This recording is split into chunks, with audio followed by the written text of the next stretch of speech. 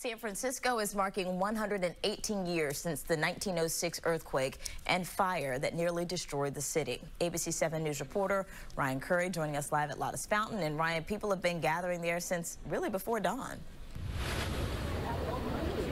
Yeah, Kamasi, good morning. And the people actually are still here. Some of them are dressed up still in their Victorian garbs. I don't know if you can see the people behind me, that turn-of-the-century kind of era garb as more of a ceremonial aspect of it. But yeah, it's an event to remark and remember that incredible event 118 years ago that changed the city for the course of its time. That earthquake and the fire subsequently after, almost destroying nearly the entire city. And today, a wreath over my head commemorating that moment where all of that went down, all those lives were lost. This fountain, Lotus Fountain, is a very significant piece of history for the city of San Francisco. This was where people gathered while that was all unfolding to leave notices, trying to find loved ones amidst all of that was going on. Remember, this is during a time before we had phones, before we had any sort of really advanced technology to communicate with each other. And so a lot of people were really desperate to try to reach out to loved ones. And now this moment today is a message of reminding, trying to get people to understand that it could happen again. A big earthquake could happen again.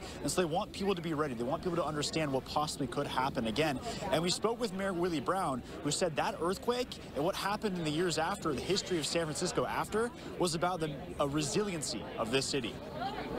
And all the bad things they say about the city goes right out the window when we San Franciscans decide to do whatever we do.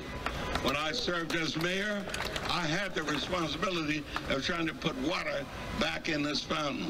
It wasn't there. Lo and behold, it is now there. San Francisco, open your golden gate. You'll let no stranger wait outside your door. San Francisco, here is your wandering one, saying we'll wander no more. And there's the glimpse of the event that happened moments ago. Yeah, the fun singing of one of the many songs about the city here in San Francisco back from that time. All the people dressed up in those Victorian era garbs. You can see the wreath on top of the fountain right there, 118th anniversary. Also, it is a little bit tough to see with the way the wind's blowing, but this year is also honoring the late Senator Dianne Feinstein, former mayor of San Francisco as well, who played a big part in trying to make sure people were ready for when the next earthquake was going to hit San Francisco.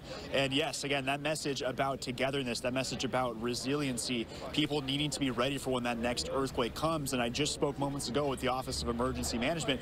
They want people to understand that even if a big earthquake happens in this advanced technological age we live in, things are going to be hindered, things are going to be disrupted, and so people need to be ready. And so that's why today is also about reminding of what possibly can happen when that earthquake occurs. But for now, reporting live in San Francisco, Ryan Curry, ABC 7 News.